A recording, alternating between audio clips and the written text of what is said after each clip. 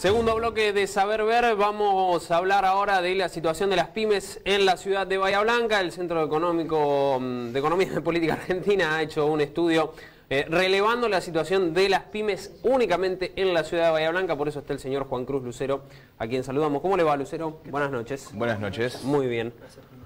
Bueno, ¿qué demuestra el informe? ¿Cuál es la situación real de los pequeños comercios de la ciudad de Bahía Blanca? La verdad que es una situación bastante preocupante. En términos generales, lo que uno puede observar es que hay una caída de ventas bastante seria, que está vinculado básicamente al poder adquisitivo, la caída del poder adquisitivo de los salarios, y que esto tiene ya su tiempo, digamos, empezó en 2016. En Bahía no se había sentido tanto esta cuestión, pero los últimos, si quiere el último semestre del año anterior y bueno, estos primeros meses de este año se ha notado mucho. Hay destrucción de empleo, 6 de cada 10 empresas en Bahía Blanca expulsaron trabajadores y bueno, eso tiene su correlato directo en una situación de precariedad en términos laborales y por supuesto en términos sociales eso es muy preocupante. Lucero, ¿cómo desarrollaron el estudio? ¿Qué periodo de tiempo tomaron y cuántas empresas encuestaron aquí a nivel ciudad? Nosotros trabajamos en 2 meses aproximadamente, a partir de marzo, y encuestamos 35 empresas locales, específicamente empresas pymes, porque nosotros queríamos ver cuál era la situación de las pequeñas y medianas empresas. En términos generales, la estructura y la matriz productiva bahiense ha perdido su componente industrial en gran parte y hoy se enfoca específicamente en lo que son los servicios y el comercio. Por eso, esta pérdida de poder adquisitivo impacta tanto, se vende menos y encima tenemos un aumento tarifario, lo hablaba Carlos recién, que ha impactado de lleno en lo que pagan en luz, en agua y en gas, y eso empeora y complejiza mucho más este tipo de vinculación entre usuarios que tienen que pagar más tarifas, con lo cual tienen menos poder adquisitivo para gastar en otras cuestiones, y negocios que se les complica para llegar a fin de mes. Los empresarios y comerciantes, ¿qué le dijeron? ¿Qué esperan de esta situación económica que se está viviendo? En términos generales, por ejemplo, el 74% de las empresas no va a invertir en lo que queda del 2017 y no planea inversiones para 2018, con lo cual nos está dando a la clara que no hay una posibilidad de, si se quiere, crecimiento. ¿Y eso qué miedo al dólar, que en esta última semana subió hasta 18, hoy bajó 10 centavos, sí, creo? Hay un montón de cuestiones. Creo que la cuestión electoral, digamos, que pone una nube ahí y no se sabe bien, la cuestión del dólar, por supuesto, pero básicamente es que no se sabe si se va a vender. Cualquier inversión productiva o que tenga que ver con un comercio tiene sentido si se va a vender más. En caso que así no ocurra, bueno, difícilmente cualquier empresario encare esa cuestión.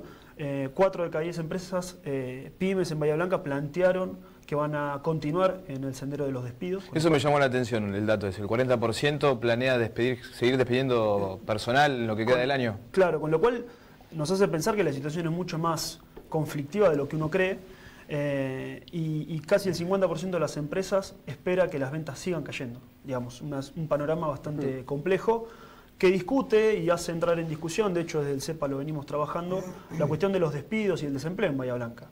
El INDEC ha dado 2 puntos menos de lo que dio en el trimestre anterior, pero nosotros discutimos esa cifra, no está en 7,6, 7,5 creo que dio el INDEC, para nosotros es 9,5 y en un futuro informe explicaremos por qué se han realizado algunos cambios metodológicos, se eliminaron casi 20.000 jóvenes del censo, con lo cual el desempleo ha bajado drásticamente, lo vamos a demostrar y bueno, por supuesto discutimos metodológicamente y estos datos con empresas pymes nos muestran que la situación es bastante complicada. Durante la gestión de Axel Kicillof y de la expresidenta Cristina Fernández de Kirchner se le criticaba no controlar el dólar, de controlar en demasía el dólar y tener un dólar blue que siempre estaba a una diferencia. Los proveedores le vendían a los comerciantes de Bahía Blanca el dólar blue. Hoy los comerciantes están vendiendo sobre un dólar de 19, 20 pesos, digo, los proveedores, aquellos que venden. ¿Cómo se controla esta situación? Porque bueno, el gobierno dijo que hay que dejarlo flotar. Sí, curiosamente uno puede acceder hasta 5 millones de dólares diarios, digamos, quien tenga la posibilidad, y vuelve a existir el dólar blue. Otra vez un dólar ilegal que está muy por encima, hay una brecha que se hace cada vez más extensa, y nos habla de la pauta de un grupo de sectores en nuestra economía a nivel nacional que pretenden un dólar mucho más alto. ¿Pero quién beneficia de eso, Lucero? Bueno, por supuesto beneficia a los sectores vinculados a la exportación, tanto industriales, commodities industriales y por supuesto el agro, en términos generales, la minería y el agro. Ahora bien, nos perjudica a todos nosotros. Una nueva devaluación impactaría negativamente los precios de los alimentos y en términos generales de todos los precios, con lo cual volveríamos a ese sendero de un 30 y largos o 40% de inflación si esta corrida al dólar, si se quiere, en términos de volatorios continúa. La verdad que es muy preocupante, el gobierno parece no tener muchas herramientas, por lo menos teóricas, para combatir esta situación y esperemos que lo puedan revertir porque nos afecta a todos. Según este sondeo, ¿ustedes notaron que, por ejemplo, la apertura de importaciones es un componente que incidió en la situación de las pymes o ocupa un lugar secundario? Mira, de todos los problemas que nosotros le planteamos a las empresas para que puntuaran, la apertura de las importaciones es el problema que menos les interesa o que menos les parece relevante y tiene que ver básicamente con que no tenemos industria. Cuando uno hace esta misma encuesta, nosotros la realizamos para el conurbano bonaerense o la región AMBA, si se quiere, capital y conurbano, era el principal problema y tiene que ver con la matriz industrial. En el caso bahiense... Acá en Bahía no pasa eso. Exactamente. De hecho, muchos comerciantes mostraron algún tipo de animosidad positiva para con la importación porque pueden ganar un diferencial de precios. En términos específicos, ahí ha perdido su industria en términos de peso como tenía en los 90, no se ha recuperado y por supuesto la apertura importadora no afecta.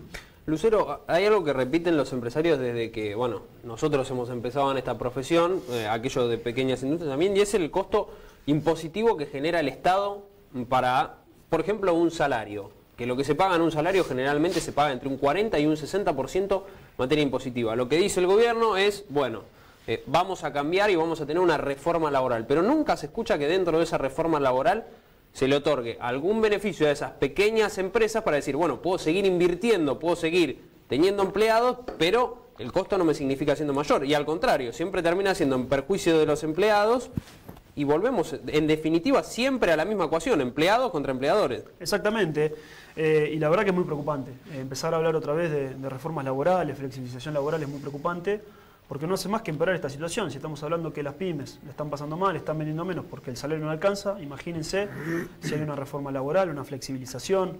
La verdad que es muy preocupante que se plantee en esos términos desde el gobierno. Es importante mencionar que para mejorar esta situación hace falta una reforma impositiva, general, progresiva, que permita que las pequeñas y medianas empresas tributen menos y que las grandes empresas tributen más, como ocurre en todos los países serios del mundo. De acuerdo a esta encuesta, ¿lograron determinar si hubo pymes en la ciudad que tuvieron que cerrar definitivamente? Bueno, hay muchos casos. Porque hablábamos de despidos, pero que hayan tenido que cerrar definitivamente. Sí, hay muchos casos. De hecho, una de las principales problemáticas es la pérdida de rentabilidad. En algunos casos, bueno, podemos mencionar varios, sí, Vito, lo que ocurrió hace poquitos días con Virgilio Manera, bueno, hay un montón de Manera casos. venía complicado también de hace un tiempo. Exactamente, pero casualmente es ahora, digo, como tantas otras. La verdad es que creo que tiene que ver con esto que veníamos hablando. La suba de las tarifas, la caída de las ventas hace que cualquier situación que si bien se venía complicada, se complejice aún más. Sí, y el bolsillo de la gente, que en cuanto a la comparación de inflación y del aumento de porcentaje de los salarios hay una diferencia. Hay una diferencia muy importante. De hecho, en términos nacionales hubo una caída entre 10 y 13 puntos porcentuales. En el caso de las pymes bahienses, la diferencia en 2016 fue de 14 puntos. ¿Y nunca se recuperó? Nunca se recuperó porque para este año la proyección de inflación está 4 puntos por encima de lo que han planteado las empresas que van a aumentar a sus trabajadores. ¿Qué porcentaje es ese? 4%, y en términos de 2 años son 18 puntos porcentuales de caída del poder adquisitivo de los empleados de las empresas pymes. Digo, es una situación bastante... ¿La inflación proyectada de cuánto es? Del 23%, Del 23%. Tomando los datos del CREVA, digamos. No lo Sí. quisimos hacer nosotros, pusimos otro centro, y en base a lo que, por lo menos hasta estos meses, plantearon, si uno lo proyecta a lo que queda del año, da esa cifra. Y se proponen, desde las pymes se propone un aumento del 19%. Sí, promedio entre todos los casos. Hay que ver qué ocurre estos meses con los aumentos vinculados a las tarifas, con esta suba al dólar. Hay que ver si esa proyección termina siendo el 23 o el 22 o perfora el 26 o el 27. Hay que ver qué pasa estos meses. Lucero, muchísimas gracias. No, gracias por la invitación.